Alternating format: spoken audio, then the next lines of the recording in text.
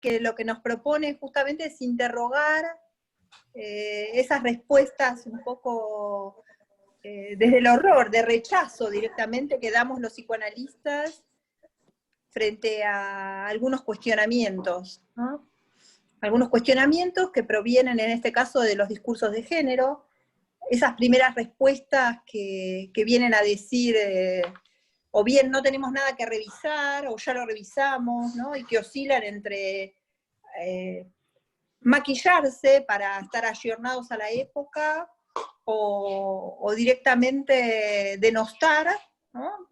Un saber que por ahí nos es ajeno. Entonces me parece que el trabajo que se tomó David es el de revisar esas respuestas desde el psicoanálisis y hacerle lugar a la diferencia, ¿no? A esas preguntas. Me parece que es otro modo de poner el analista en el banquillo. Así que bueno, le cedo la palabra a David y bueno, me alegra mucho acompañarlo y acompañarlos a ustedes. Gracias, Vani, por la introducción y bueno, agradecerles por supuesto a todos y a todas esta noche que me estén acompañando, que además hayan sido convocados y convocadas a este tema. Para mí ya que hayan 79 personas interesadas al respecto es un logro, sobre todo que me parece, o por lo menos mi intención, es precisamente dar lugar a la discusión y a la apertura de preguntas que se puedan realizar, que se puedan efectuar a partir de ciertos lineamientos, ciertas preguntas mías también, que espero transmitirles. Y bueno, también ciertas críticas que veremos, bueno, qué estatuto tendrá, ¿no? Y por supuesto, agradecerle a Vanina, quien me acompaña una vez más en esta noche. Yo quisiera empezar con una anécdota del filósofo Didier Eribon en una conferencia que dictó en la escuela La Causa Freudiana. Entonces él dice que los lacanianos se defienden de sus críticas atacándolo de dos modos distintos. Dice Didier, en primer lugar, me dicen, no he hablado sino de Lacan 1 y Lacan 2, pero que no conozco a Lacan 3. En respuesta a tal objeción, hago observar que si me conceden que tengo razón en Lacan 1 y 2, ¿por qué no se desentienden de los escritos de esos periodos? Y en la medida en que Lacan 3, si comprendí bien, solo comienza en los años desde los años 1970 y que murió en 1981, finalmente solo dejaría que perdurara una muy pequeña parte de su obra. Después les cito textos que pertenecen al periodo que ellos definen como Lacan 3 y que casi no son más que atractivos que los otros. En ese momento se abre una segunda línea de defensa. Me dicen que no comprendo nada de Lacan. Tengo la impresión que los lacanianos se complacen en la exégesis. Un texto nunca dice lo que dice con toda evidencia. Conviene siempre interpretarlo, someterlo a la glosa infinita. Termino por señalarles a mis interlocutores que resulta muy difícil dialogar en estas condiciones, puesto que las palabras no tienen el mismo sentido para ellos y para mí. Hasta ahí la anécdota cita. Y me parece que cuando la leí dije, esto es un poco lo que quiero transmitir, el espíritu de lo que quiero transmitir, precisamente porque me parece que si queremos tener algún tipo de diálogo con otros discursos, y me parece que además el psicoanálisis lo requiere, necesitamos primero ponernos un poco de acuerdo, por lo menos interrogarnos a nosotros mismos a propósito de algunos conceptos, de algunas afirmaciones, de las cuales ni siquiera tenemos claridad y que a veces nos sirve más justamente utilizar cierto oscurantismo, cierta terminología bastante rebuscada, más que para conversar o más para decirle al otro que está equivocado, es para mantenernos a nosotros mismos en una suerte de desmentida, de una suerte de ignorancia poco docta al respecto. También, digamos, yo quisiera transmitir que no creo que una vía digna de diálogo sea darle la razón al otro.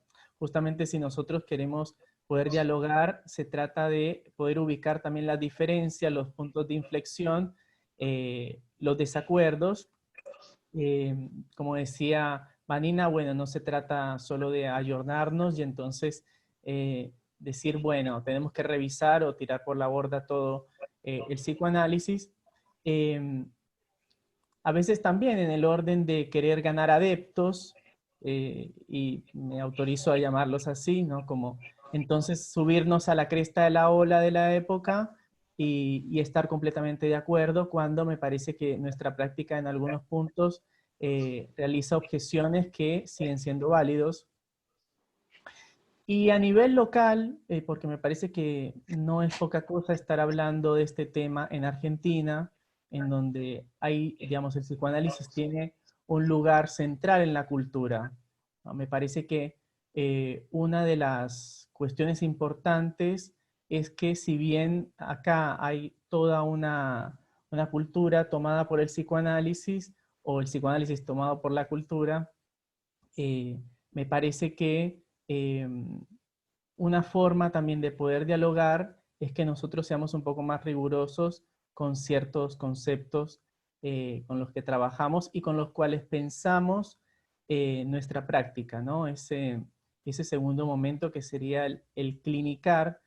Y además me parece fundamental recordar, porque nunca está de más recordarlo, que la forma en la que nosotros cliniquemos, la forma en la cual leamos lo que se presenta en nuestra práctica o los fenómenos sociales, están determinados también por un aparato teórico con el que contamos. Si bien Freud nos dice que cada análisis debemos tomarlo como si fuese el primero, es cierto que ni aún Freud, cuando inventó el psicoanálisis, lo inventó ex nihilo. Señalo esto porque una de las cuestiones que me parecen fundamentales es que a veces nos resguardamos la última trinchera que creemos encontrar en nuestra práctica para decir, bueno, como ustedes no practican psicoanálisis, al fin y al cabo no saben de lo que nosotros estamos hablando, ¿no? Es como uno de los puntos últimos cuando ya no tenemos cómo debatir. Parece que nuestra práctica aparece ahí como la última defensa. Y no para decir que no sea importante, sino que, digamos, es justamente uno de los puntos en los cuales difícilmente podemos realizar un diálogo porque pertenece a nuestra disciplina y no a otras. Una de las cuestiones que también a mí me preocupa es que sería sencillo pensar que ciertas posiciones quizás más cerradas, herméticas o hasta violentas, diría, respecto a otros discursos, pertenece solo a dinosaurios. En realidad no es así, o por lo menos yo no creo que así lo sea, sobre todo porque no es una cuestión de años que pueda tener alguien, sobre todo porque he encontrado también ciertos colegas contemporáneos en los que al modo del super yo han heredado una cierta forma de pensar el psicoanálisis que me parece poco analítico en el punto en el que, como decía en las palabras con las que transmití el flyer, estamos más en una posición defensiva que de diálogo.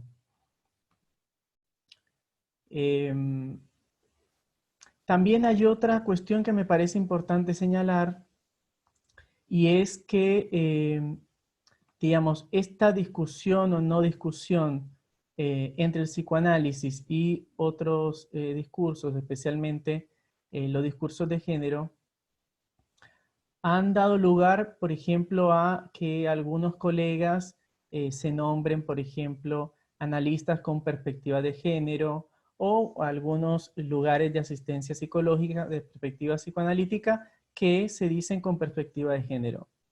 A mí me parece que esto es interesante porque allí donde uno puede pensar que estarían, no sé, a falta de una destitución subjetiva, en donde podríamos decir, bueno, el analista no tendría por qué tener adjetivos. eh, por lo menos yo lo que me he encontrado es composiciones que es como si tuvieran que aclarar justamente que tienen perspectiva de género eh, para diferenciarse de otras posiciones que se dicen analíticas, pero que resultan fuertemente moralizantes. Me parece que los casos más claros tienen que ver con la población, por ejemplo, transexual, en donde pretenden encontrar una escucha donde cierto analista y lo que encuentran por ahí es más o menos el redoblamiento de cierto rechazo eh, que, bueno, encuentran en algunas otras instituciones, ¿no? Entonces, eh, estos colegas que se presentan con perspectiva de género, en última instancia me parece que terminan siendo mayormente analíticos, y esto sin, a ver, esto sin caer en la idea de que dejan de cuestionar la posición del sujeto, que cuestionar la posición del sujeto no es lo mismo que estar de acuerdo o no a que, por ejemplo, alguien se realice algún tipo de cirugía de reasignación de sexo, que valga decir, y lo digo desde ya, una de las cuestiones más normalmente consideradas es que se considera como un logro si, por un lado, el paciente deja de hablar sobre la operación, o directamente si pospone realizar la operación. Me parece que es necesario que por lo menos nos interroguemos por qué considerar eso como una suerte de eh, eh, objetivo logrado en el análisis, cuando precisamente decimos que no tenemos prescripción a nivel de objetivos. Y también, bueno, esto a veces viene justificado con la idea de el tratamiento que nosotros damos es vía lo simbólico. Es cierto, pero también nos tenemos que interrogar, por lo menos en lo que puede tener algún tipo de alcance de acto, que quizás la diferencia entre lo simbólico y lo real no sería tan tajantemente, o por lo menos no estaría reducida a la palabra. Bueno, yo quisiera empezar entonces a señalar ciertos puntos, ciertas críticas que se nos suelen hacer. El primero es la idea del psicoanálisis como psicopatológico respecto a otras presentaciones de la sexualidad que no sea la heterosexual. A ver, en este punto, por lo menos me parece que si bien no se trata de nosotros desentendernos del patos, porque justamente nos encargamos de eso, ¿no? Del sufrimiento, del sujeto desgarrado, el sujeto dividido, eh, sabemos que el psicoanálisis tiene una larga historia y no precisamente muy afortunada respecto a la posición que ha tenido con respecto a las minorías sexuales. Por ejemplo, la posición que tuvo respecto a la homosexualidad eh, y actualmente con la transexualidad, y ni hablar respecto a la infancia transexual.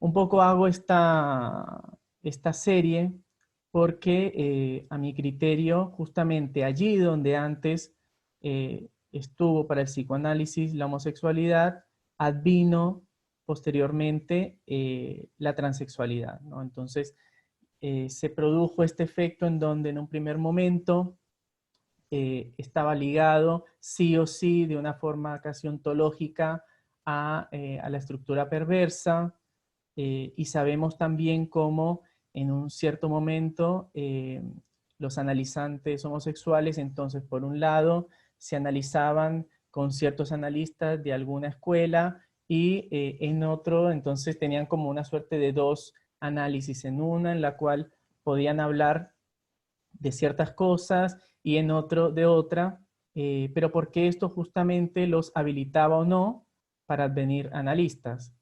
Eh, si bien esto con el tiempo cambió, de todas formas me parece que hay algunos rezagos al respecto, después en otro punto me voy a detener en ello, a propósito de, bueno, de la pregunta de si el psicoanálisis es heteronormativo o no.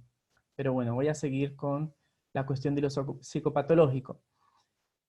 Entonces les decía que está la cuestión de no desentendernos del sufrimiento, pero al mismo tiempo en psicoanálisis nosotros nos encargamos, por supuesto, de una función, y por lo menos me gusta llamarla así, de la función del diagnóstico. Que el diagnóstico, por un lado decimos que es en transferencia, pero al mismo tiempo hay algunas presentaciones subjetivas que parece que no requieren para el psicoanálisis, o por lo menos para algunos psicoanalistas, justamente esto que decimos del diagnóstico en transferencia. Uno de los ejemplos, por supuesto, es la transexualidad, que para algunos analistas, siguiendo cierta lectura de Lacan, lo único que entonces queda para pensar allí es que se trata de una psicosis. Me parece que el error es, como siempre, la idea de poder ontologizar allí y decir, bueno, en tal presentación se trata de tal estructura clínica, sobre todo porque, bueno, como les decía antes, ya ese error ya lo cometimos. Antes entonces pensábamos que toda homosexualidad era una perversión y después variamos al respecto.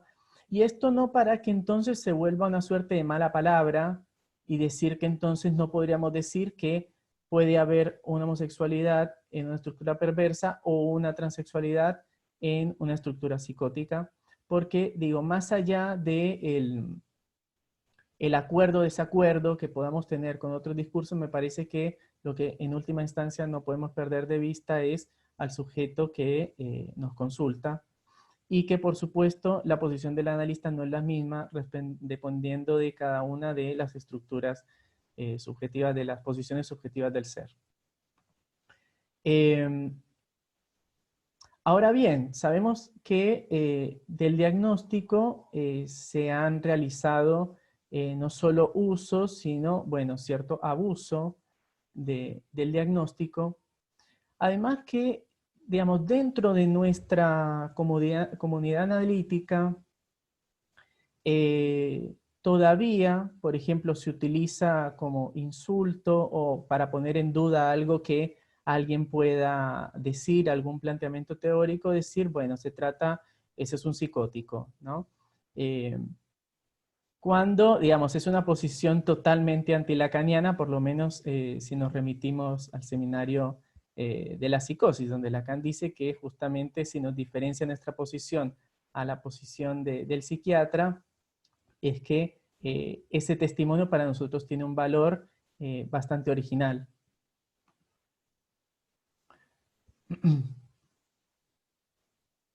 Ahora bien, también si nosotros queremos, por ejemplo, decir que el psicoanálisis lacaniano no es psicopatológico, por lo menos nos podríamos también preguntar de dónde extraemos o qué corrobora ciertos temores que en algunas ocasiones tenemos. Por ejemplo, y volviendo al tema de la transexualidad y la operación de reasignación de sexo, es moneda común leer este temor de el desencadenamiento psicótico luego de la operación. Bueno, acá entonces nosotros ya tenemos por un lado esta aseveración de que en el caso de la transexualidad se trata sí o sí de una psicosis, y por otro lado, bueno, este temor al desencadenamiento. A mí lo que me llama la atención es que, digamos, no he encontrado, por lo menos por parte de analistas, que hayan realizado algún tipo de investigación al respecto, por lo menos alguna casuística, algún estudio en el cual pueda darse fe de esto. Pero sí he encontrado en otras perspectivas no psicoanalíticas, y no necesariamente, si bien en algunos casos se ha corroborado momentos de desestabilización, en muchos otros casos no es así, pero digamos, más allá del asunto de si se trata de nosotros alentar o no alguna operación, justamente se trata de cómo nosotros debemos acompañar eh, el proceso o, bueno, las diferentes decisiones que un sujeto puede tener, con las vueltas necesarias de cualquier análisis. Por eso un poco me remito a lo que decía antes, en donde es un absoluto prejuicio estar pensando que estaríamos, no sé, obrando de buena manera, evitando una supuesta desestabilización, cosa que, como digo, no tenemos ni la más remota idea. Otro de los puntos, por supuesto, digamos, de cierta discusión con otros discursos, especialmente con el de género, tiene que ver con la heteronormatividad. Y aquí nuevamente me parece que el paradigma es la transexualidad y especialmente la infancia trans. Porque, a ver, por un lado, y sirviéndonos especialmente de Lacan, decimos que, bueno, con la fórmula de la sexuación se subvierte justamente la idea de la heterosexualidad hombre-mujer, y que esto además ya desde Freud está subvertido con 3 ensayos en donde él plantea que, digamos, que es un enigma la relación entre el hombre y la mujer. El asunto es que, de todas formas, digamos, lo que yo encuentro es cierto lineamiento o esperar cierta coherencia entre lo que sería el sexo, el género, la elección de objeto. Entonces, nos causa interrogación decir, bueno, ¿cómo es que un niño nacido varón puede sentirse como una niña o decirse ser una niña? Pero lo que no nos causa mayor pregunta es que un niño nazca con órganos masculinos y se considere un niño, ¿no? Justamente eso tendría que hacernos a nosotros también pregunta, y quizás, y ni hablar, bueno, si además se considera que le gustan las niñas, entonces ahí no se abre a la pregunta de esperemos a después de la pubertad para que efectivamente podamos aseverarlo. Esa pregunta por lo menos yo no suelo encontrarla muy comúnmente, ni siquiera formulada. Es como que es lo esperable, y entonces cuando algo de ese lineamiento, de esa triada que mencioné anteriormente, no se produce, ahí es donde entonces nos servimos de ciertas cuestiones teóricas, un poco a mi criterio, para justificar ciertos prejuicios, cierta moral de cada quien. Les dije recién, bueno, cómo nos solemos apuntalar en las fórmulas de la sexuación para considerar que, bueno, que en Lacan la idea de la heterosexualidad se complejiza, que ya no se trataría del hombre o la mujer.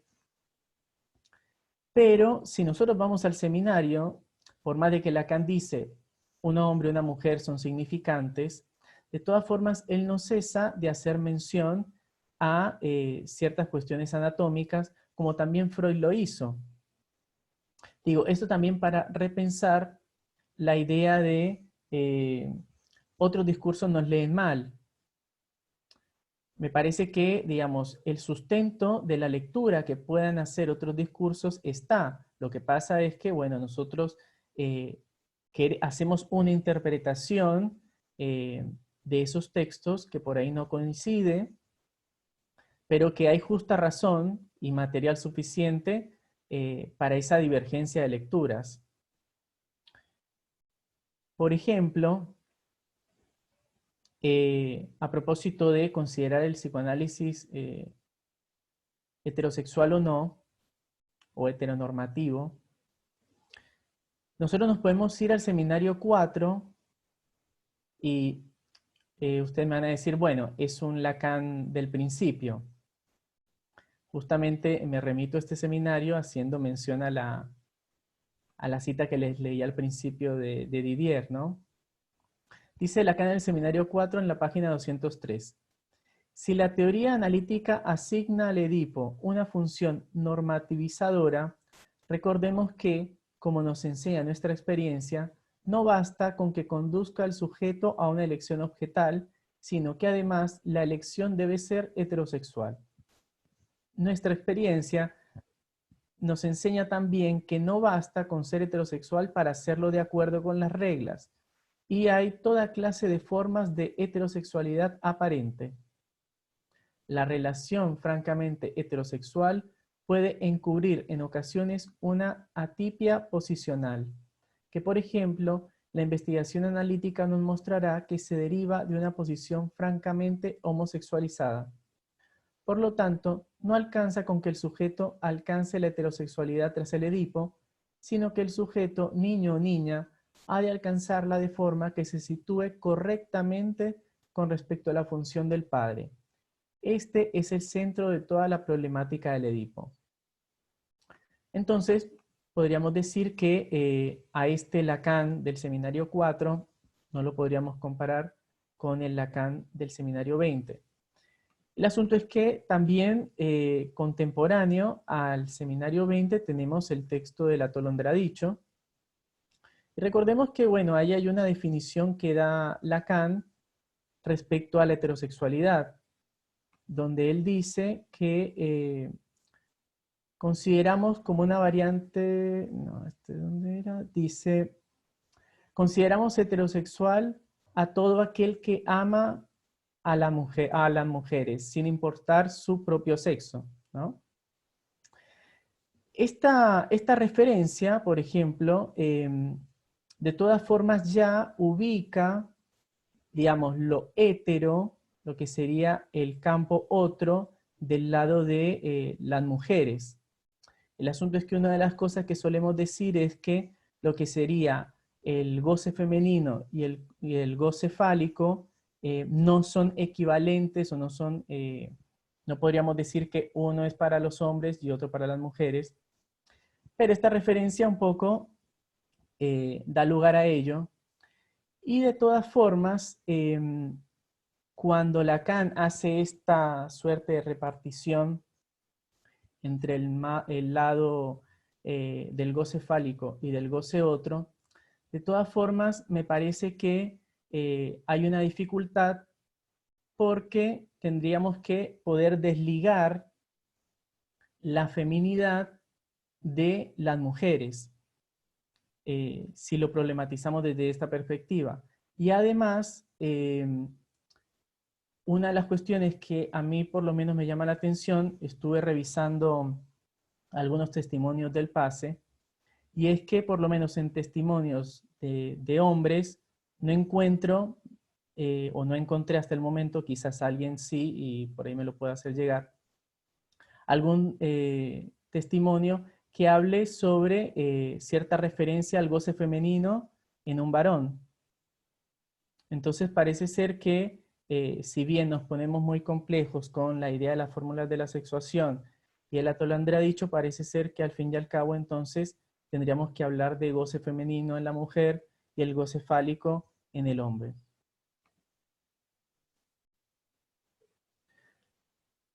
También hay otra cuestión, y esto en Freud, y es que cuando se nos critica entonces de heteronormativos, solemos decir o recordar esta carta que Freud escribe, o la respuesta que Freud le da a una madre de un homosexual que le escribe pidiéndole que por favor atienda a su hijo.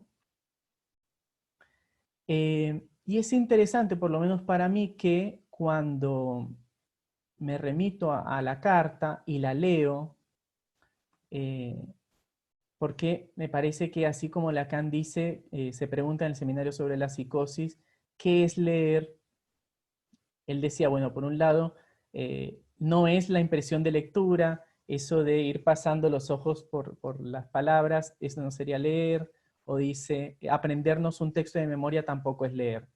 Bueno, me remití nuevamente a esta carta y me llamó la atención lo siguiente. Freud ahí dice, y esto es 1935, también para quienes suelen apelar a las fechas, dice, la homosexualidad no es, desde luego, una ventaja, pero tampoco es nada de lo que uno deba avergonzarse, un vicio o una degradación, ni puede clasificarse como una enfermedad. Nosotros la consideramos como una variante de la función sexual, producto de una detención en el desarrollo sexual, ¿no? Me parece que es como un fragmento que uno podría expandir en donde dice, nosotros la consideramos como una variante de la función sexual, pero bueno, después aparece este otro Freud, porque me parece que en Freud encontramos varios, donde agrega, bueno, producto de una detención en el desarrollo sexual. Y en la misma carta, a propósito de, bueno, la posibilidad de tratamiento, dice, en cierto número de casos conseguimos desarrollar los marchitados gérmenes de heterosexualidad presentes siempre en todo homosexual, pero en la mayor parte de los casos eso ya no es posible. Marchitados gérmenes. No, pero además esta idea nuevamente de desarrollar, como hay algo, es como se produjo una detención en el desarrollo, en algunas ocasiones lo que un análisis podría facilitar es este desarrollo de los marchitados gérmenes. Esto, por lo menos para mí, ya no me parece tan vanguardia como algunos lo plantean.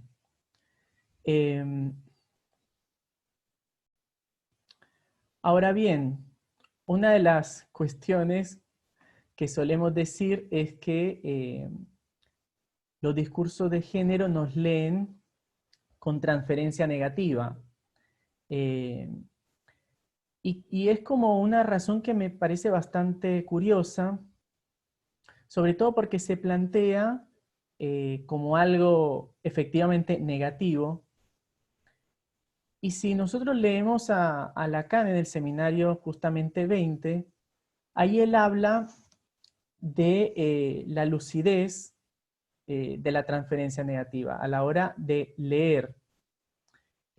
Cuando él ahí en la clase 3, si mal no recuerdo, habla de la desuposición de saber y dice que digamos, la transferencia negativa posibilita una forma de lectura que, digamos, posibilita interrogar, que no es la mera posición de creencia, sino justamente de interrogación.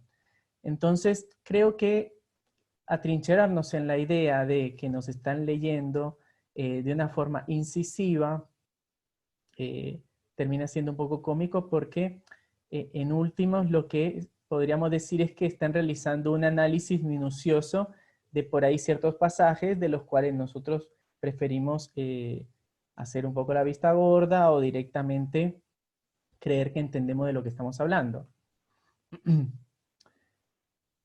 También una de las cosas que, por ejemplo, nosotros solemos decir es que entonces leen poco a Lacan y que además lo leen mal.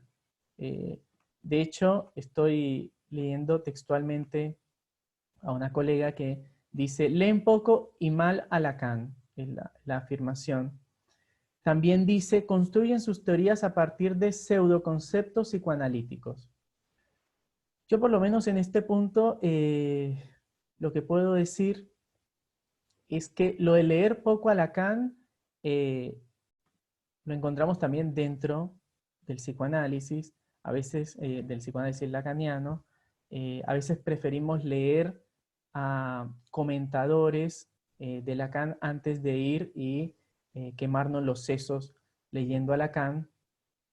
O bueno, también parece que nos alcanzara con por ahí leer el seminario 10, el 11, el 17 y el 20, y con eso más o menos cierra, ¿no? Entonces, creo que es una crítica que en realidad deberíamos estarla realizando a nosotros mismos.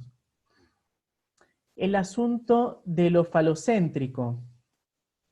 Yo celebro que el último número de nuestra revista en el foro, en el de Nadie Duerma, haya realizado una convocatoria al respecto y que además hayan diferentes perspectivas en ese número.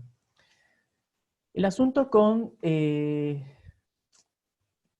la cuestión del falo es que, bueno, sabemos que por lo menos en Lacan podemos encontrar explícitamente una distinción entre falo y pene, no así en Freud. En Freud podemos encontrar, por ejemplo, la equivalencia de pene igual falo, o cuando dice lo de pene igual niño. Me parece que el asunto es que cuando nosotros queremos hacer una lectura lacaniana de Freud, a veces dejamos de leer a Freud. Y creo que es un problema porque, digamos, si nosotros podemos asimilar todo lo que Freud dijo a lo que estaba señalando Lacan, entonces un poco tendríamos que preguntarnos para qué seguimos leyendo a Freud si ya entonces con Lacan podemos hacer una lectura mejor de Freud. Bueno, por lo menos a mi criterio, hay algunos pasajes y hay algunas cuestiones que si bien nosotros nos esforzamos, todavía no me queda muy claro por qué, en asimilar o de encontrar cierta continuidad entre uno y otro, creo que, digamos, una respuesta más justa al respecto es intentar leer a Lacan con Lacan y a Freud con Freud. Sé que es un esfuerzo bastante difícil, pero bueno, me parece que vale la pena hacerlo, sobre todo para encontrar justamente la importancia de cada uno de ellos.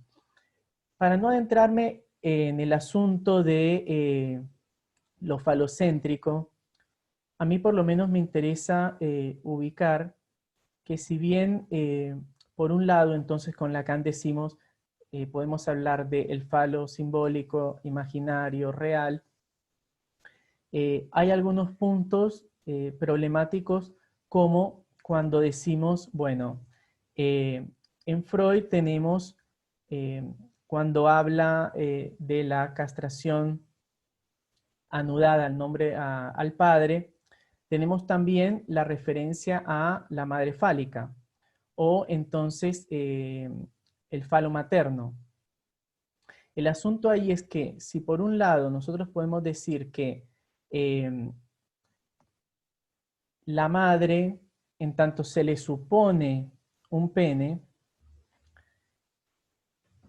y nosotros pretendemos desconectarlo, la madre en tanto cuerpo de la función materna, se nos complica para pensar otras cuestiones. Traigo esto a colación a propósito de los debates que se armaron respecto a el matrimonio igualitario y también lo que era la adopción de hijos por parejas homoparentales.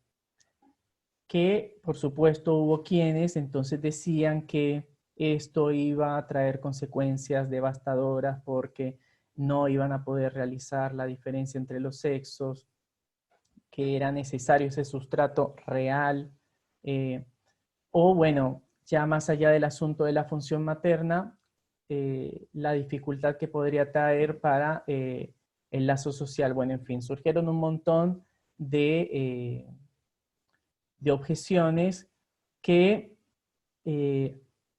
parecen haber dejado un poco de lado esta diferencia que decimos entre la función materna, la madre, y lo que sería esta suposición de un pene a la madre, que como dice bien Freud, es desmentido tanto por el niño como por la niña, en esta hipótesis universal respecto al pene.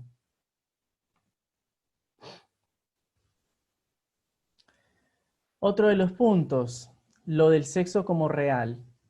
Yo aquí me quiero remitir directamente a un texto en el cual normalmente nos apuntalamos, el de Freud de 1925, respecto a algunas consecuencias psíquicas de la diferencia anatómica entre los sexos. Al final del texto, si bien ya desde el principio Freud es bastante cauteloso, al final del texto dice, y haciendo mención además a las feministas, dice, en tales juicios, ahí entonces responde a cierta crítica, dice, en tales juicios no nos dejaremos extraviar por las objeciones de las feministas que quieren imponer una total igualación e idéntica apreciación de ambos sexos. Pero sí consideremos en buen grado, que también la mayoría de los varones se quedan muy a la saga del ideal masculino y que todos los individuos humanos, a consecuencia de su disposición bisexual y de la herencia cruzada, reúnen en sí caracteres masculinos y femeninos, de suerte que la masculinidad y la feminidad puras siguen siendo construcciones teóricas de contenido incierto. Aprovecho para decir que un campo que por lo menos a mí me parece interesante y poco explorado es a propósito de la bisexualidad, que para los analistas siempre decimos algo así como que bueno, que están confundidos, que todavía no se han decidido, pero que en algún momento se decidirán, como si fuera una suerte de unicornio, eso no existe.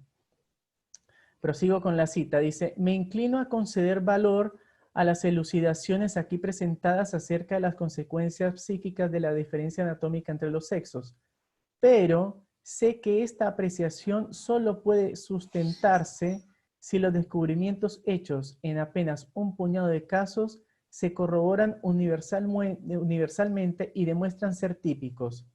De lo contrario, no serían más que una contribución al conocimiento de los múltiples caminos que sigue el desarrollo de la vida sexual.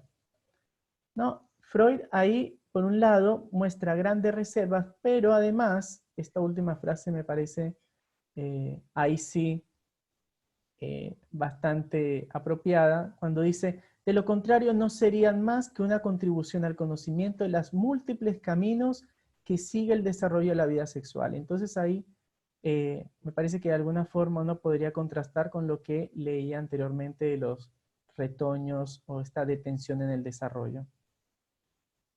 Valga también decir que es un texto que termina haciendo mención a los desarrollos de Abraham, de Horney, de Helen Dodge. No, es algo que él plantea como una hipótesis y de hecho al principio del texto él dice que, y un poco haciendo cierta mención a su edad, dice que él no puede darse el lujo de esperar a corroborar sus hipótesis, que entonces él va a adelantar algunas hipótesis y que espera que otros además puedan corroborarlas. Digo, porque es un texto que se suele utilizar como una de las cartas más fuertes para pensar el asunto de lo real, el sexo como real. Y también me parece que lo real, además, es uno de los conceptos que resultan más esquivos, quizás justamente porque se trate de lo real, pero más difícil de asir y de poder transmitir. Además de poder tener una idea, por lo menos transmitible, de qué entendemos por lo real. Digo, por ahí podemos decir lo real es lo que vuelve siempre al mismo lugar, o lo real como lo imposible, que si tomamos, por ejemplo, lo real como lo imposible, creo que debería agujerear esta suerte de miedo hacia la ciencia. entonces suponemos que en algún momento la ciencia nos va a quitar todo, todo lo real. Y me parece que justamente lo que Lacan intenta transmitir respecto a lo real es que es aquello que no es posible de asir por lo simbólico y por lo imaginario. Entonces no habría justamente mayor temor de esa supuesta pérdida de un real eh, que un poco vendría a ser los organizadores de cierto mundo que sin eso se vendría a pique. Por último, una cuestión respecto a una de las críticas que también nos hacen, y es el esencialismo. Esto, bueno, en cierta tensión con lo que sería el nominalismo. No me voy a detener mucho en esto, pero lo que sí es ubicable en Lacan y de forma bastante explícita es que, como les decía anteriormente, si bien encontramos que Lacan dice, bueno, no sabemos qué es un hombre, no sabemos qué es una mujer, al mismo tiempo, entonces encontramos, por ejemplo, cuando dice el transexual.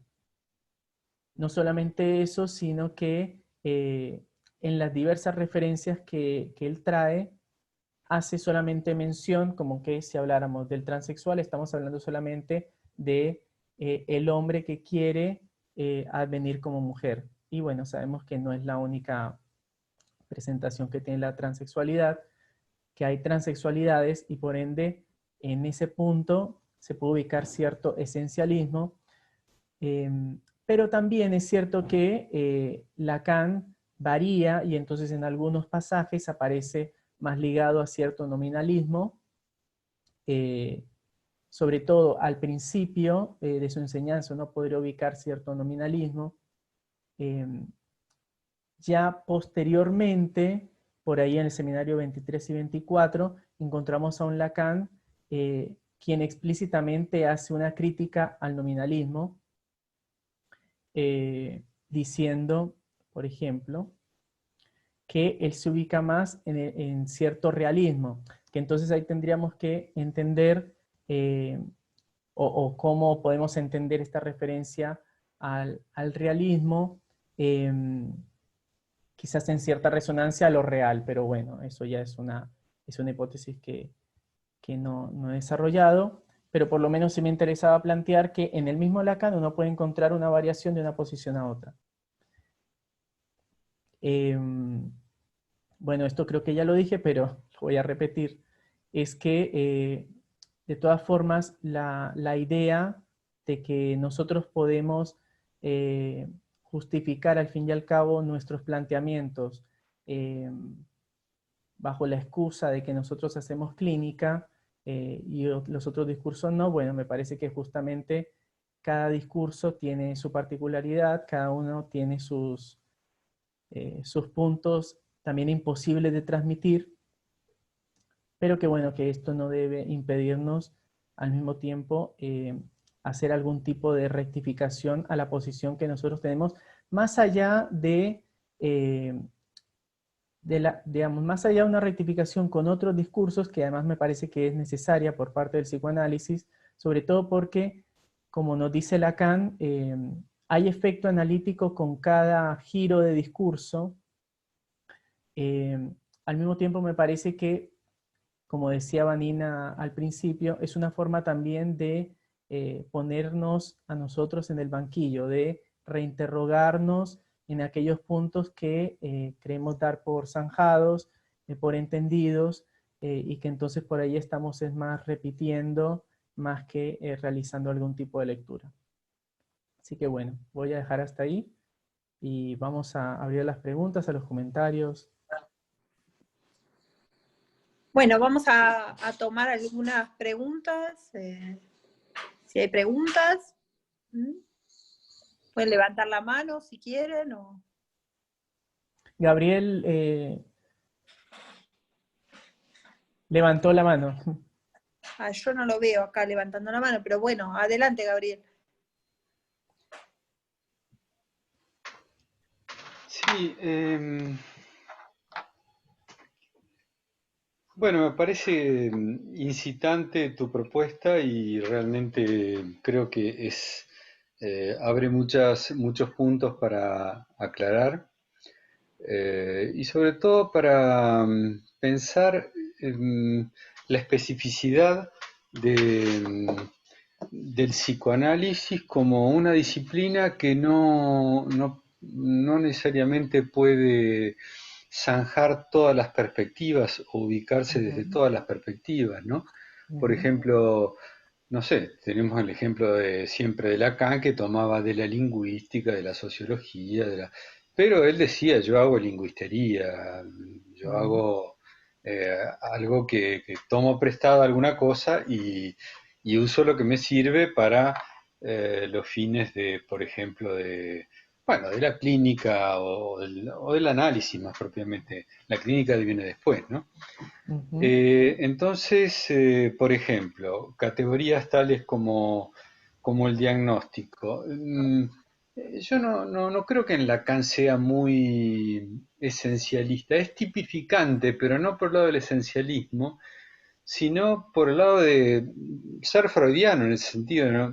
Que eh, inhibición, síntoma de angustia, le llamamos síntoma, dice Freud, a, más o menos a lo que el sujeto experimenta como tal, a la división subjetiva, ¿no? ujú, De manera que tomamos como algo del orden del patos en su versión más limitada, porque el patos es algo mucho más amplio, es padecimiento, pero también es pasión, es acción, es ujú, pasaje al acto, es distintas cosas de Aristóteles en adelante. Eh, entonces, ¿es patológico algo si para el sujeto resulta divisorio, molesto, si no está de acuerdo consigo mismo? ujú, Eh, de ninguna manera un analista podría decir, no estoy de acuerdo con la posición de alguien que experimenta tal división, en su posición sexuada, ideológica, eh, de elección de objeto, ese tipo de cosas. Me parece que estamos, por lo menos en nuestra escuela, no sé si en nuestra escuela, en lo que yo pienso con alguna gente, estamos muy lejos de ser segregativos. Los diagnósticos nos sirven más bien para alojar. ujú, Y comparto en ese sentido contigo la preocupación de que no haya un poco más de libertad para que alguien pueda decirse, no sé, psicótico como algo que puede ser bastante libertario respecto de la normalidad, ¿no? Lacan decía, a mí me llama la atención que haya tanta gente que quiera ser normal, ¿no? ujú, ujú, ¿No? Hoy en día no es una preocupación porque hay mucha gente que quiere ser más bien raro, pero eh, eh, bueno, son entonces matices de época, matices. Y el psicoanálisis es algo que participa de un cierto decir que viene de Freud, que se refuerza con Lacan, y donde yo no estoy seguro de que, por ejemplo, una noción que Freud haya sido tan ingenuo, si bien vivía en una sociedad, pensá que Freud vivía en la Viena imperial, donde, no sé, las libertades que él se toma para establecer una sexualidad, una teoría de la sexualidad tan queer como la que hace con su teoría de las pulsiones y la libido única y esas cosas, ujú, realmente era un tipo bastante revolucionario, ¿no? Eh, entonces decir que Freud no distinguió el pene del falo, eh, incluso aunque no tuviéramos a Lacan, si él dice pene igual niño, igual heces, igual ciertas otras cosas, esa equivalencia eh, implica la noción de falo, ¿no? Implica una noción de algo que es diferente del pene, ¿no? Cuando escuchamos a una mujer como Beatriz Preciado decir que el pene es un dildo entre otros, ¿no? Bueno, nosotros podemos reconocer que se trata de una mujer porque para un varón el pene no es un dildo entre otros, ¿no? No es lo mismo tenerlo o no tenerlo, en el sentido de que eso implica unos límites y una función castrativa que del lado femenino no se consigue, ¿no? Eh, entonces me parece que hay ciertas invariantes en el psicoanálisis que no es que son normativas, son hechos que se encuentran en la clínica, ¿no? Que para nadie es lo mismo una anatomía o la otra, ¿no? Solo que nosotros, por lo menos yo lo noto en la Facultad de Psicología, ¿no? Eh, que piensan que la anatomía tiene que ver con las faneras, ¿no? O sea, el phenomenon, lo que se manifiesta, lo que se ve, ¿no? Que lo que se ve es, bueno, lo que se ve, en el caso del varón es más evidente, se ve que tiene o no tiene, que lo tiene más grande o más chiquito, pero lo tiene un pene. Eh, pero la fisiología, pero la anatomía es algo que los que pasamos por anatomía alguna vez, los que pasamos además por fisiología o por fisiopatología, nos encontramos con que la cosa es muchísimo más compleja, que hay algo del orden de las posibilidades de la erección que son muy limitadas, que dejan al varón en el orden de lo que es la potencia, o sea, no el acto, sino la potencia, ¿no? Ujú. Eh, y que a veces ni siquiera la puede sostener y por eso es impotente, y que cuando de la potencia trata de pasar al acto, resulta que pasa o demasiado rápido o demasiado lento y nunca en el ritmo que podría asegurar, por ejemplo, un encuentro sexual digno con una mujer que tiene sus propios requisitos de goce o con otro varón, ¿no? Porque para el caso, quien atiende pacientes homosexuales se entera rápidamente de las dificultades que también hay y que Bersani cuenta entre pacientes del mismo sexo masculino. Entonces, me parece que habría que volver a pensar la especificidad del psicoanálisis, que se ocupa en todo caso, si se ocupa de algo del género, que no es su especialidad, ¿no? El psicoanálisis no nos interesa en, en los 71 géneros de Facebook o en ninguna otra clasificación, porque el psicoanálisis en todo caso se puede interesar como algún psiquiatra más o menos lúcido en la disforia de género, en que alguien se sienta incómodo con el hecho de que se le haya Ujú. asignado una identidad con la que no está, con la que no se siente cómodo, con la que se angustia, con la que no sabe qué hacer, ¿no? Ujú. Entonces, yo propondría volver a considerar el psicoanálisis por su propia especificidad y no tratar de forzar eh, todo la normatividad genérica que nos viene desde otros discursos en este momento, ¿no? Donde supuestamente nosotros tendríamos que saber distinguir, por ejemplo, entre tales y cuales géneros y desde allí establecer nuestra clínica. No es para nada la posición del analista. Yo no soy analista de kirchneristas ni no sé, de ningún otro partido en particular, ni tampoco soy analista de adultos o de niños, ni tampoco soy analista de heterosexuales u homosexuales. Eh, en fin, atiendo varones, mujeres, homosexuales, heterosexuales, eh, psicóticos.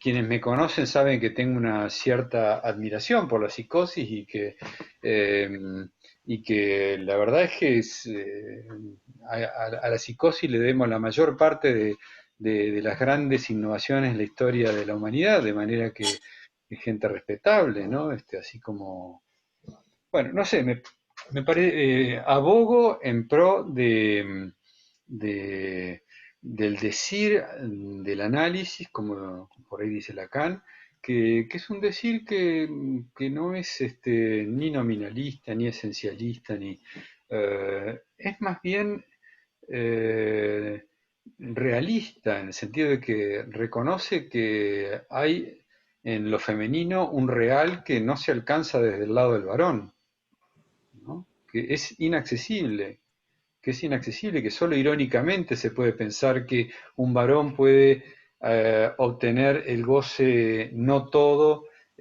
sin que rápidamente tenga una detumescencia que lo deje fuera de juego, ¿no? Me parece entonces que habría que volver a leer el psicoanálisis desde el psicoanálisis para poder no sentirse tan forzados a tener que dar respuestas a la normativización que nos viene desde el discurso políticamente correcto que se impone en este momento desde ciertos, por ejemplo, feminismo o comunidades LTGB y TTTTT, ese tipo de cosas que es otra cosa, es como ideología, ¿no? Nosotros nos ocupamos más bien de la basis, y no de la Überbau en términos marxistas. Somos más bien estructuralistas, somos del orden de lo que está tremendamente arraigado en un cuerpo sexuado y en una cadena de generaciones que no nos deja tan libres como para que digamos, no, yo hoy quiero ser F2M con tales y cuales elecciones además de... me parece que habría que volver a cierta humildad de las posibilidades del discurso analítico y de la clínica que deriva del discurso analítico, que la verdad es que se mantiene desde el primer Freud hasta el último Lacan. Eso de que Lacan cambia tanto de posición, Lacan no cambia nada de posición en relación a algunas cosas. Para Lacan están los hombres, están las mujeres y no hay nada en el medio. Y la fórmula de la sexuación no desmienten eso. Simplemente explican que haya, bueno, todas estas variantes a nivel de la satisfacción que de alguna manera vos has mencionado y que muchas veces tiene que ver con profundas equivocaciones. Pero, por ejemplo, cuando él habla del transexualismo de Schreber, es de un forzamiento lógico y de un sufrimiento tan tremendo que la verdad que yo no creo que en esta época a alguien como Schreber o como Hölderlin la ciencia pudiera ayudarlo a decirle, mira, si querés ser la mujer de Dios podemos abreviar los tiempos y ayudarte a que pases del otro lado.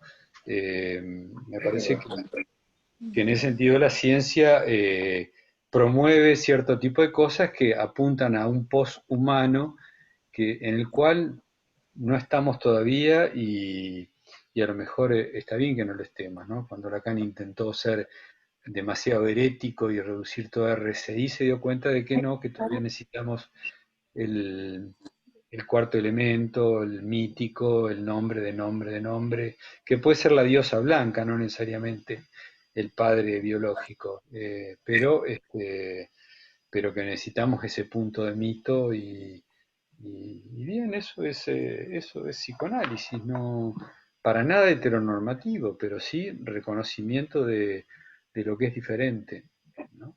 Incluso de sí a sí, de lo que es diferente en uno, de sí mismo. Ahí está el síntoma. Bueno, ahí está Julio Hoyos que quería intervenir. ¿Desmuteate, Julio? Sí.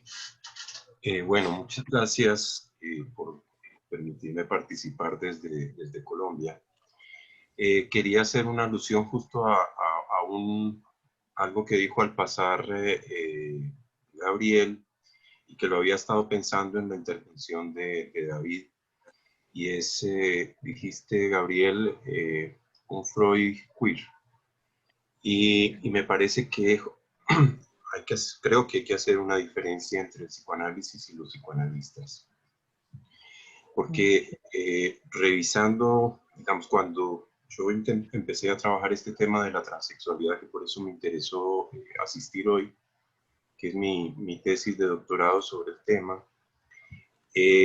la primera pregunta que me hice fue justamente ese punto que tocaba Gabriel al final, y es si el psicoanálisis, y David también, y si el psicoanálisis está a la altura de la época, de este fenómeno, de este boom, de la diversidad sexual, y si sus categorías sirven o no sirven para pensar el fenómeno social que tenemos actualmente. Y esta idea de que Freud es un autor queer o un antecedente de la teoría queer, más bien, no reconocido, pues yo la encontré también en un texto de Riteshi Vasco sobre incongruencias sexuales, y explícitamente lo menciona.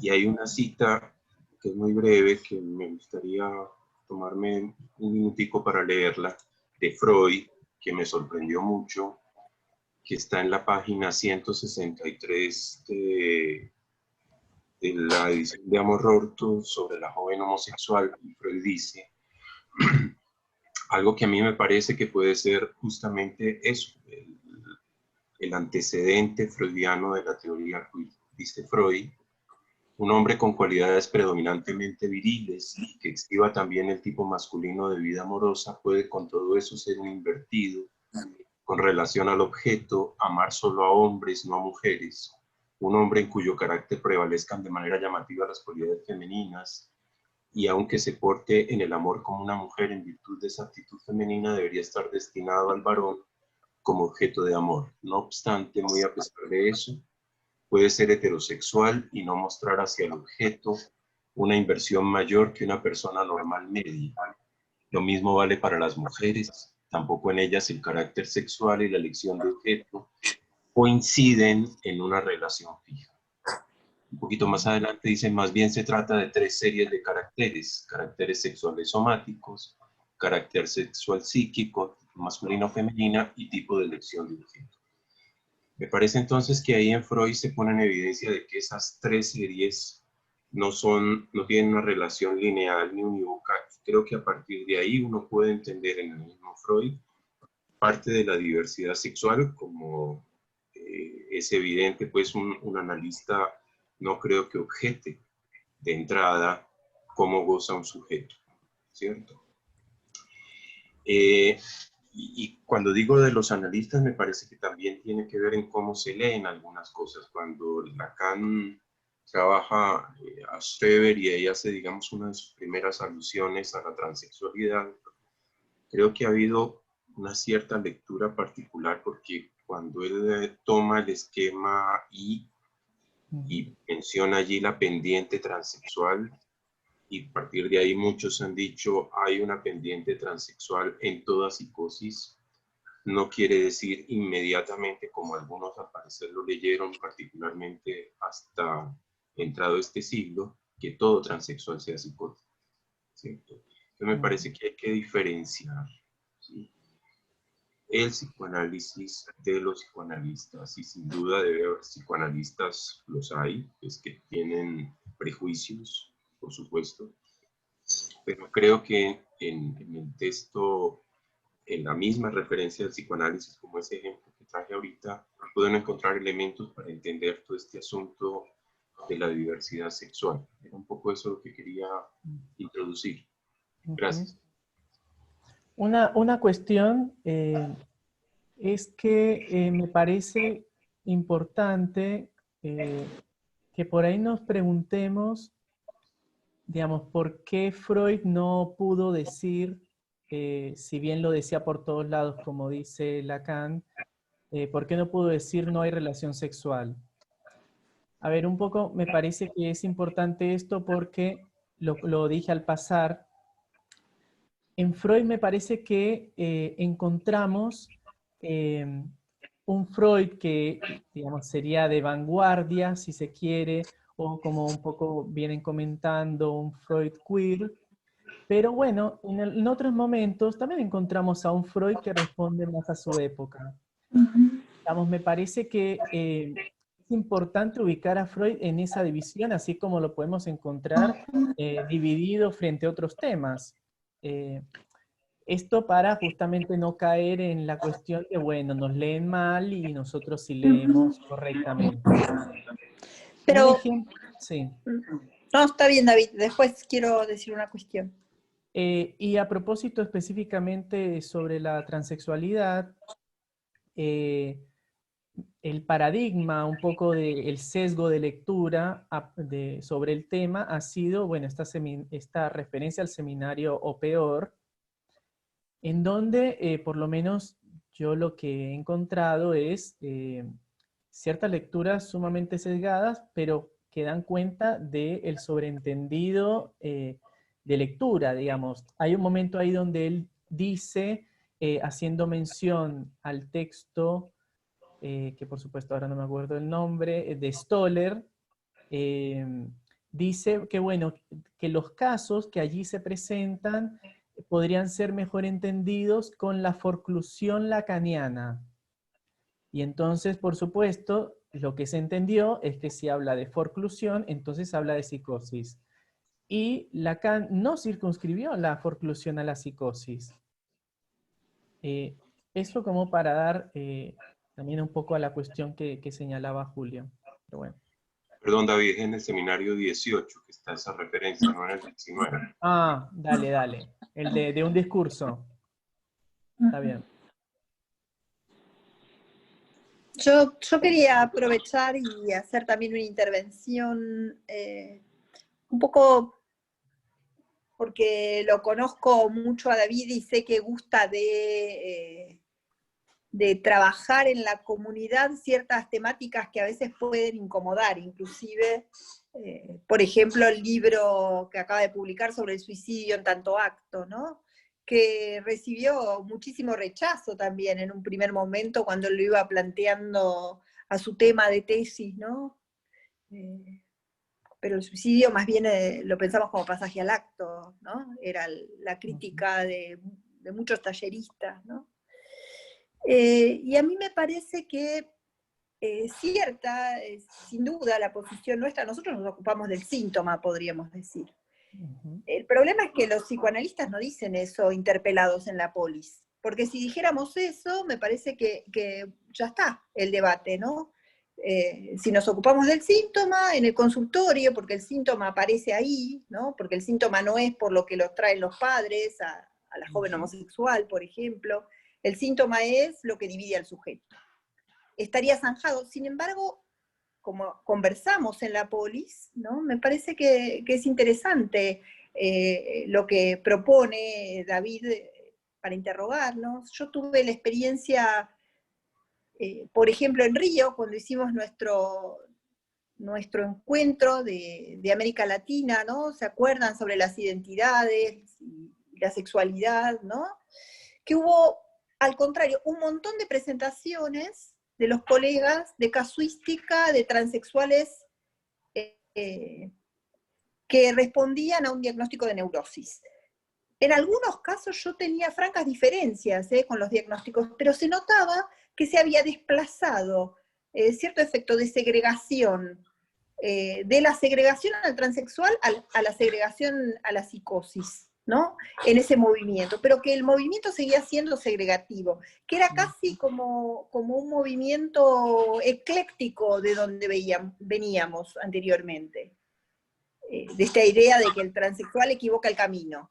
Me parece que esos movimientos un poco eclécticos están, por supuesto, en Freud en un montón de temas, que tienen que ver con, no lo pensaría como algo negativo, sino como momentos de fuga, momentos donde uno está quizás un paso más adelante de lo que puede teorizar a veces. Y pensaba en todas las, por ejemplo, el eclecticismo que observamos en Freud al hablar de realidad y de realidad psíquica, y cómo él habla de realidad psíquica y oscila entre la realidad psíquica y la realidad material. Entonces, en Dora, por ejemplo, habla de sacar a la luz los restos sepultados de una pieza antigua, haciendo una comparación con la figura del arqueólogo, reconstruir ahí donde falta, pero poniendo concienzudamente qué pertenece al auténtico y qué no. O sea que hay lo auténtico todavía. Lo mismo en construcciones, y lo mismo en el historial del hombre de los lobos, ¿no? Donde construye una escena, pero lo vemos oscilar entre querer fijar las coordenadas exactas de esa escena, decir, no importa si aconteció, pero el paciente me confirma que sí aconteció, que él cree que sí. Me parece que esas oscilaciones hablan de momentos de salto, ¿no? Y entonces celebro que podamos poner eso en tensión. Eso simplemente.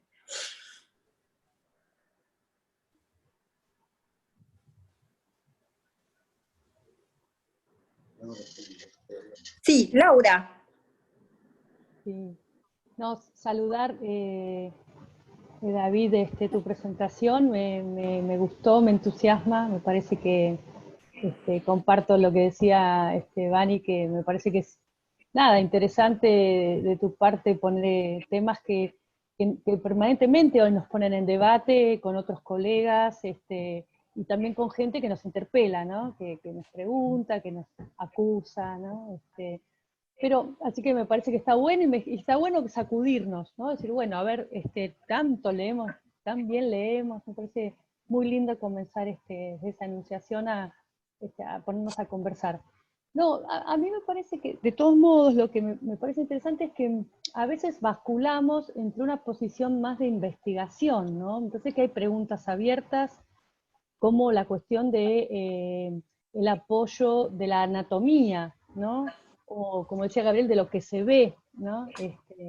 Los que no somos médicos o biólogos, pecamos también de lo imaginario en ese punto, ¿no? De que lo que se ve y lo que no se ve. A mí, por ejemplo, a mí me parece que hay una vacilación ahí, ¿no? Entre lo que nos genera responder ciertas preguntas, que son más del orden de la investigación, o a veces o de verificación misma de la teoría, ¿no? Y que ese es un punto, me parece, en la fórmula de sexuación, que no está cerrado. Creo que está abierto. La cuestión que bien planteabas de el hombre y mujer como un significante, y cuánto de la apoyatura, que es un interrogante, para mí está abierto. Y es fascinante que esté abierto. Y una de las cuestiones que me sorprendió mucho el otro día cuando presentamos con Gabriel y David nos acompañaste en la mesa sobre el tema del suicidio en la adolescencia en específico, una de las, yo no sé, creo que no lo mencioné ese día, pero una de las cuestiones que a mí por lo menos me abrió aún más esa pregunta, que entiendo que es una pregunta que tal vez se puede saldar sociológicamente, con investigaciones sociológicas de otro discurso, pero que de algún modo nos tocan, y que es que las estadísticas de suicidio en el mundo son más altas en varones biológicamente, hablando de varones biológicamente designados, ¿no? Exteriormente designados, que en mujeres. Que en mujeres biológicamente designadas, ¿no? Hay mayores intentos de suicidio en mujeres, pero suicidios efectivamente, digamos, consumados en varones. Sí. En varones biológicos, o sea, y mucho más alto, o sea, es muy notable la diferencia entre en un dato que en el otro, ¿no? Lo cual, bueno, a mí me interpela también esa pregunta, ¿no? Porque inclusive, por supuesto, varones biológicamente determinados, se sabe que la comunidad trans es una comunidad que hoy en día está en promedio de boga, vida es de 35 años. que el intento de suicidio y los suicidios consumados son altísimos, ¿no?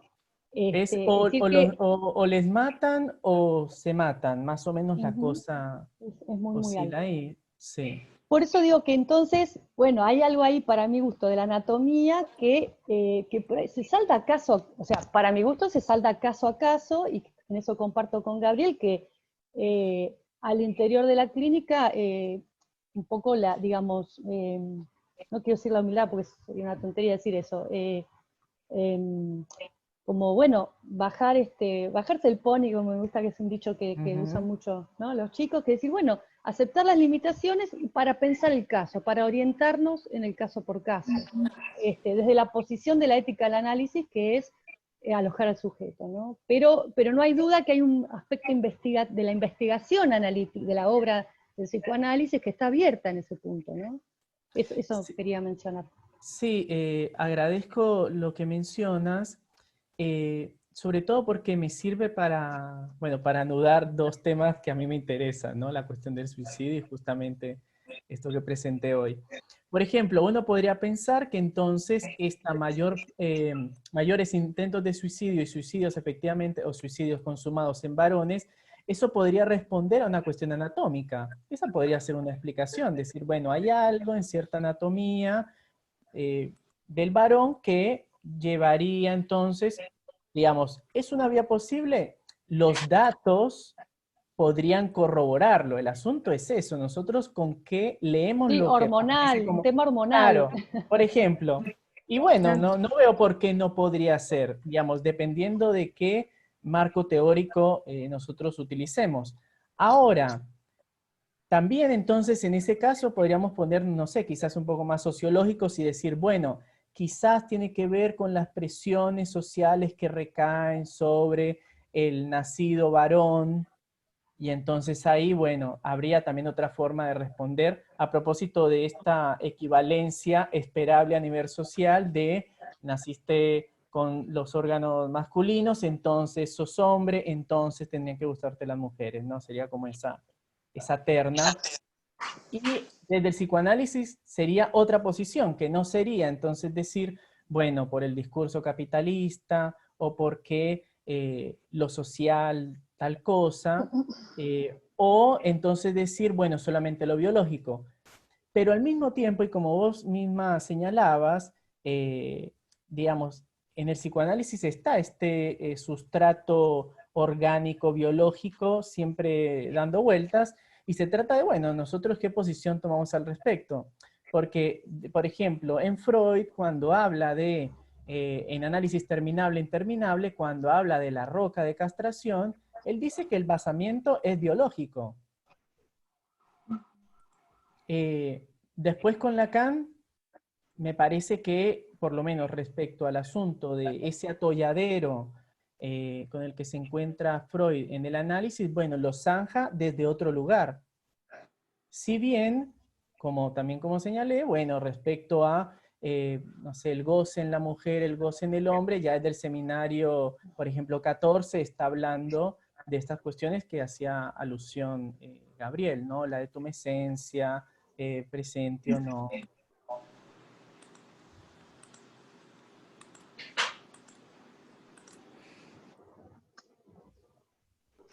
Bueno, damos lugar si hay más preguntas.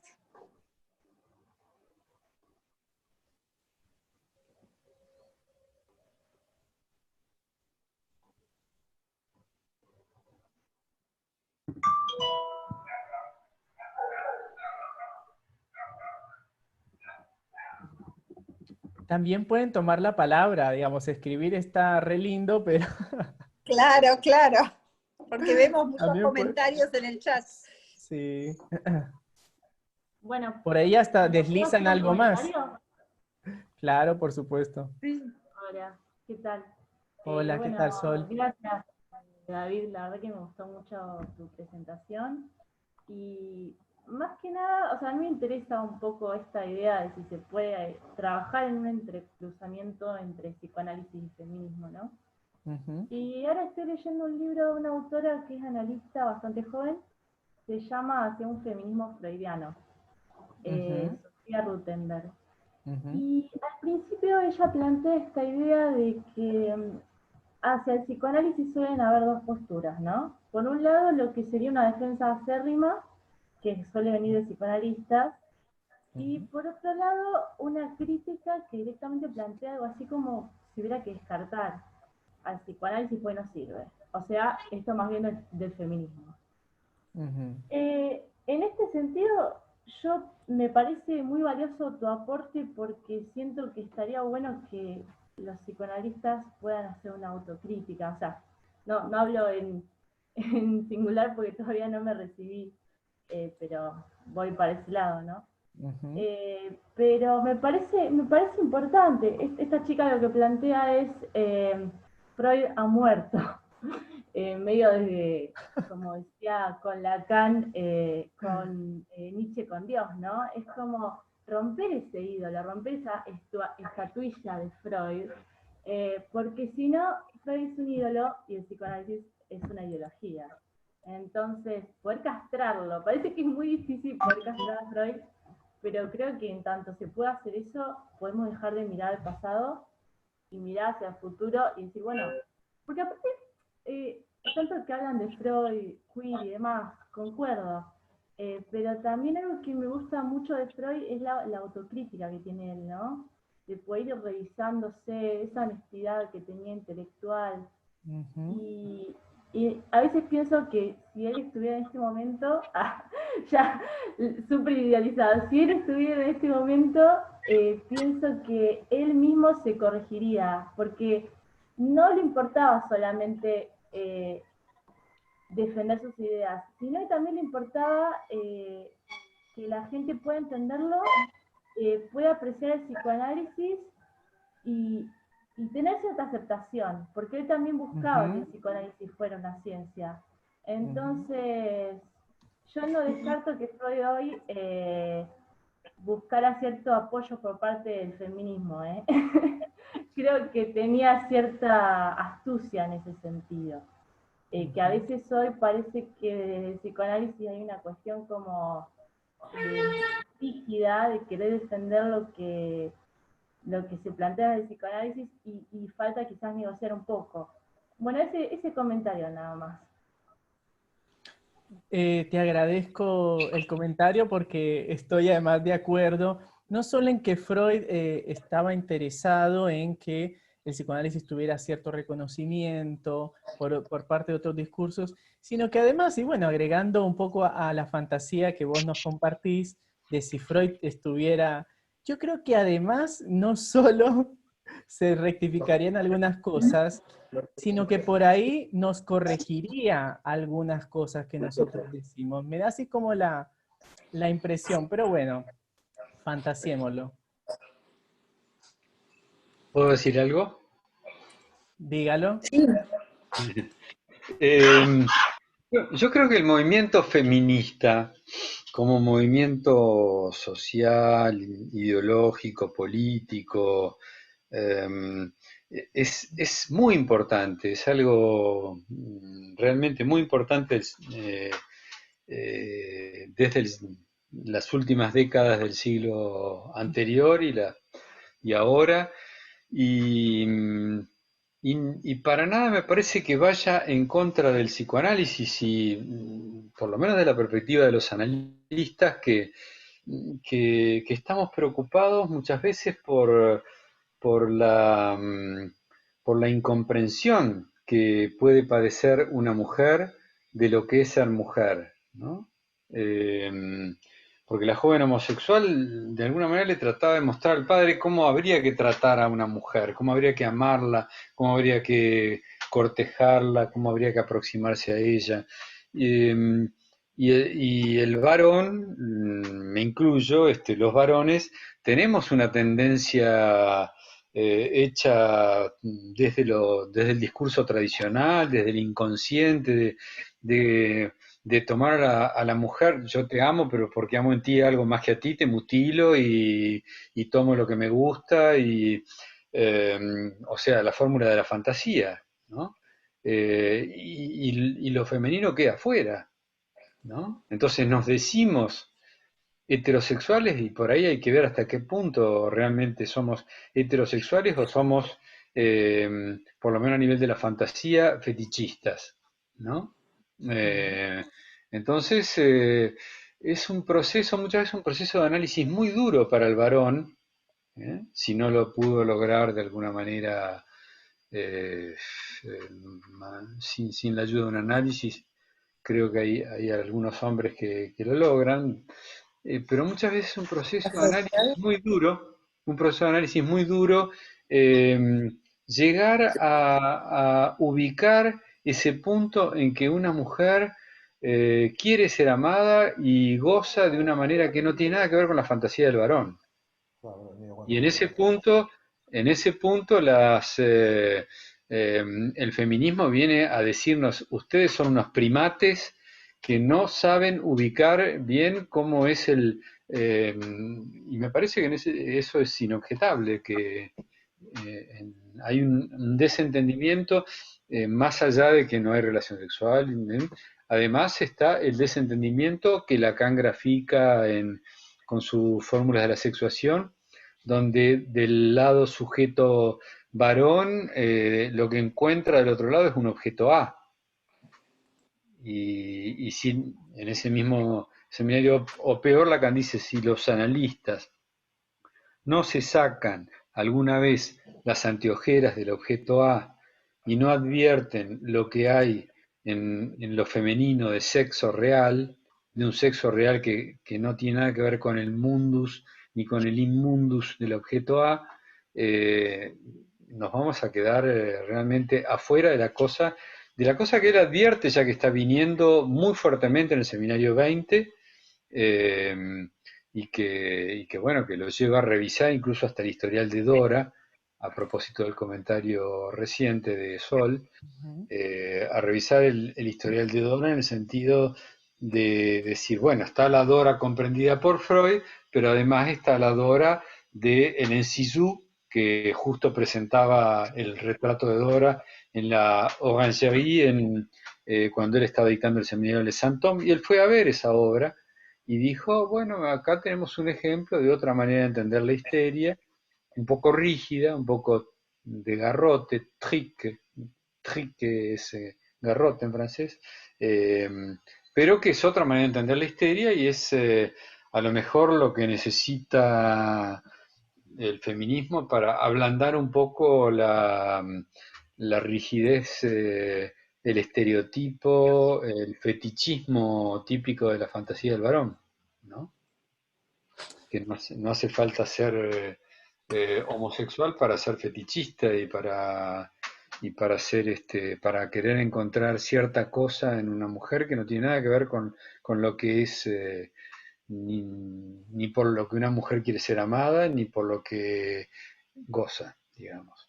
Pero perdón, Gabriel, en este punto que vos traes esto, de que el feminismo nos señala a nosotros que somos primates, en ese punto lo que hace también es sostener a la víctima sin asistirla. Es como que la reifica en una posición melancolizada y dice, bueno, esta es la víctima, miren lo que hacen ustedes con las mujeres. Y se dedica a cuestionar la posición masculina en vez de asistir a la víctima. ¿No va por ahí también la cuestión? Mi próximo libro, un capítulo de mi próximo libro se va a llamar Penados. O sea, los poseedores de pene, lo mal que la estamos pasando en esta época de... A ver, que hay otra intervención. Martina Lomo. Hola, buenas noches. Bueno. Hola, Martín. Prende el micrófono. Ahora sí, ¿no? Sí, ahora sí. Sí. Te escuchamos igual, pero bueno, así Bueno, también. buenas noches, bueno. A ver. ¿Ahora? ¿Me escuchan? Varias veces. Bueno. Tiene repercusiones. Sí, sí. ¿Ahora? ¿Sí? Dale, sí. Bueno, ok. Muchas gracias, David, por la presentación. La verdad es que me interesó muchísimo y quiero recuperar algo del título de tu propuesta de hoy, que es ¿de qué nos defendemos los analistas? Eso me resultó sumamente seductor para que me den ganas de escuchar tu presentación, que me encantó, porque abre varios puntos, te detuviste, hiciste un recorrido que hasta ahora yo no había escuchado, digamos, algo tan interesante así, con un esfuerzo de lectura y de otras lecturas de otros autores, y revisar a Freud y a Lacan por parte de nuestros compañeros del foro, ¿no? Y me parece que yo tengo alguna idea, digamos, ¿no? O sea que en realidad es un comentario lo que tengo, tengo como una idea a partir de las cosas que escucho, que leo, que efectivamente me parece que sí nos defendemos los analistas, que hay como una posición defensiva, porque parece ser que efectivamente aparte nos atacan, ¿no es cierto? Entonces parece que reaccionamos a esos ataques como si debiéramos defendernos. Y yo me pregunto, pero ¿y por qué nos defendemos, ¿no? Cuando nos atacan, si no nos atacan a nosotros? Y me parece que es porque en algún punto a veces se nos hace difícil delimitar cuáles son nuestros problemas. Eso me parece. Que se nos hace difícil delimitar cuáles son nuestros problemas y todavía sería mucho más esfuerzo tomar a nuestro cargo, así más o menos como estás haciendo vos, las lecturas de los otros marcos teóricos o los otros discursos, que aparte no tenemos obligación de hacerlo, pero si quisiéramos conversar con ellos deberíamos hacerlo, que es enterarnos cuáles son los problemas de los otros. Me refiero a problemas epistémicos y epistemológicos, ¿no? O sea, porque, claro, es fácil criticar a una palabra, a un término, a un concepto, pero a lo mejor se me ocurre, e incluso hablo un poco de un trabajo que estoy haciendo en la medida de lo posible, porque lleva mucho tiempo, no solo, sino con otros colegas en un cártel, de ir tratando de situar cuáles son esos problemas desde donde parece que nos atacan y cuáles serían los problemas que son señalados de nuestro marco teórico y que parece que si no tenemos, no estamos situados donde recibimos el golpe, empezamos a defendernos en una especie de diálogo de sordos, ¿no? Bueno, nada, eso, o sea que en definitiva lo que me hace pensar tu presentación, y te agradezco por eso, es que yo creo que vale el esfuerzo, vale la pena hacer el esfuerzo de situar claramente cada vez mejor nuestros problemas teóricos, o sea, en eso comparto lo que decía Gabriel, ¿no es cierto? O sea, volver al psicoanálisis, y desde ahí, si tenemos ganas, enterarnos de qué es lo que dicen los otros cuando nos critican, porque a veces tampoco sabemos, no solo los otros no saben qué cosa de nuestro marco teórico critican, sino que a veces nosotros tampoco sabemos desde dónde nos hablan. Sin embargo, nos peleamos o nos defendemos, ¿no? Pero agradezco tu presentación porque me deja reflexionando más profundamente en este punto.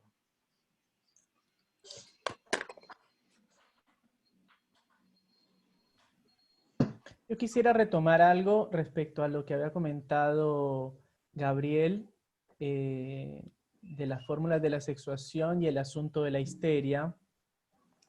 Y es que, a propósito también del basamento biológico, porque si bien, digamos, Lacan, entonces uno puede pensar que el goce femenino entonces estaría ligado necesariamente a cierta anatomía de mujer, él ahí también hace mención a la fisiología, también hace mención a San Juan, por ejemplo, y también dice explícitamente, y haciendo referencia a la histeria, cuando dice hace de hombre, la ubica entonces del lado masculino de la fórmula. Entonces digo, si bien es cierto que por un lado aparece este basamiento fisiológico, al mismo tiempo me parece que en Lacan encontramos estas variaciones que un poco complejizan el asunto. A mí lo que me llama la atención, y por eso traía a colación el dispositivo del pase y los testimonios, es que, y nuevamente pregunto si alguien por ahí tiene algún testimonio que me pueda facilitar, si es que conoce, en donde se pueda ubicar algo de este goce femenino de algún varón, o si es solo algo que le concierne a los místicos. Porque si no, me parece que queda también como una cuestión idealizada, o que se restringe solamente a un caso, o que directamente nosotros no estamos pudiéndolo leer porque estamos pensando que es algo que solo podríamos encontrar en mujeres. Hace poquito estuvo Eric Laurent en Buenos Aires y lo fui a escuchar, y habló de este tema del goce femenino al que accederían algunos místicos, San Juan de la Cruz o Kierkegaard, el mismo. Y dijo que Lacan lo dice en una alusión un poco irónica, porque al mismo tiempo es el mismo Lacan que escribió L'Étourdi y que habló del extremo forzamiento que supone el no existe un X phi de X, y el pasaje del lado femenino del lado de un varón, que contrasta con la facilidad, con la con la facilidad con que en una mujer eso se da naturalmente, porque desde la fisiológica femenina las cosas se organizan de una manera radicalmente otra, ¿no? En fin, habría, habría que poder discutir un poco los textos. A lo mejor tomarse el trabajo de estudiar un poco de psicoanálisis, ¿no? Dice. Hay una intervención acá de Florencia y después de Mariana.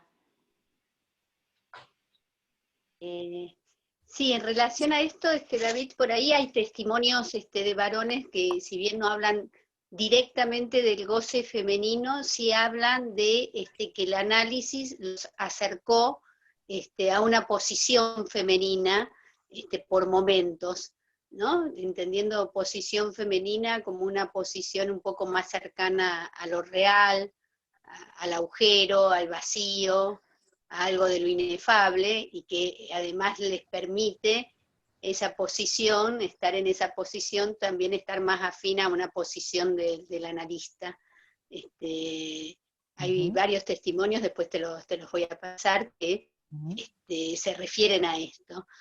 Y a mí me parece que muchas de estas situaciones se aclaran si pensamos en la posición del sujeto ante el goce, ¿no? Que es bastante más allá de la cosa del sexo, sino en la posición sexuada, en donde del lado masculino sitúa Lacan la histeria, como recién decía, sitúa la posición de la madre, y donde una mujer puede estar por momentos del lado de un goce femenino y por otros momentos del lado del goce fálico, y también un hombre puede estar del lado de la posición femenina, con lo cual me parece que teniendo en cuenta estas posiciones ante el goce, podemos ir pensando muchísimas cuestiones que vos has ido trayendo en relación a no quedar fijados en situaciones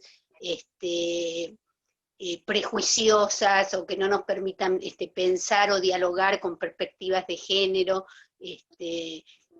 si no queda como todo demasiado intrincado y demasiado sin poder dar cuenta desde el psicoanálisis muchas cuestiones, que me parece que tenemos los instrumentos necesarios, que no es necesario que nos tengamos que ir desde el psicoanálisis para dialogar y para pensar la clínica, que es lo que nos interesa. Sí me parece que tenemos que hacer una autocrítica de que a veces rechazamos otras cuestiones que nos parezcan diferentes a lo que estamos pensando, pero creo que tenemos instrumentos válidos como para dar cuenta, ¿no? Sobre todo inclusive del rechazo a lo femenino, que es más allá del sexo, ¿no? El rechazo a lo femenino puede ser tanto desde una mujer, que a veces es terrible, desde cualquier posición sexuada, en donde lo que se rechaza es el goce del otro, en definitiva. Sí, un poco retomando lo que decía Martín, me parece que uno no rechaza cualquier cosa, así como tampoco nos defendemos de cualquier cosa. Ya Freud nos enseñaba eso, digamos, y me parece que además es acertado cuando Martín ubicaba el asunto del problema, ciertos problemas del psicoanálisis, en los cuales me parece que es una forma de no vernoslas con eso, y que entonces también, un poco como decía Florencia, tomando lo que vos me comentabas de los testimonios de Pase, claro, yo encontraba más esto que vos comentabas, sobre todo en cierta lógica de pensar la posición del analista en cierta tensión o en cierta solidaridad con la posición femenina, pero precisamente con esto del goce femenino no encontré. Y me parece que es un dato en su ausencia. Vamos a tomar la pregunta de Mariana, ya son casi las 11, así que... Sí, va a ser breve. Es un comentario, en realidad, si bien podemos criticarle, obviamente, muchas cosas a Freud, o en todo caso ubicar en qué momento decía las cosas, etcétera, Me parece que es válido rescatar al Freud epistemólogo, podríamos decir, un poco en el sentido que planteaba Martín algunas cosas, tal vez Gabriel de otro modo. Vieron, cuando uno empieza a leer a Freud, muchas veces, o bien anticipado por el comentarista, por Strachey, pero por él mismo principalmente, siempre va ubicando, o casi siempre, cómo va construyendo lo que va pensando, lo que va tomando, las objeciones que pueden aparecer. Bueno, no sé, de pronto se me viene un poco ese espíritu que tal vez nos venga bien, que es muy difícil, pero bueno, tal vez para poder leer y pararse frente a estos debates de otro modo. Eso.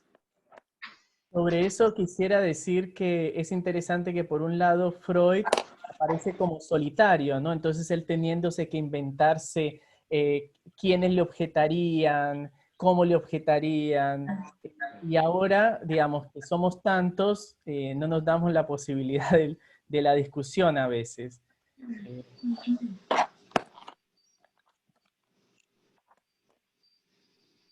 Bueno, agradecemos entonces a David y a todos ustedes que nos hayan acompañado. Me parece que bueno, que nos dimos la oportunidad de debatir un poco, de defendernos un poquito menos. Muchas gracias, David. No, por favor, gracias a ustedes.